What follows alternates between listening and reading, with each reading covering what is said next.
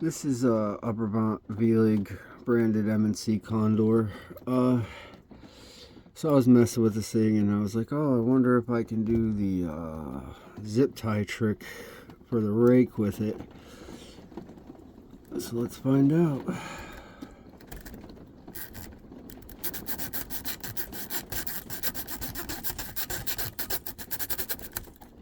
There we go.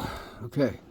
So this lock is not all the way open because it has sliders in it as well. But with the zip tie, I did rake it to where all I have to do is hit the sliders, and that's less than a minute.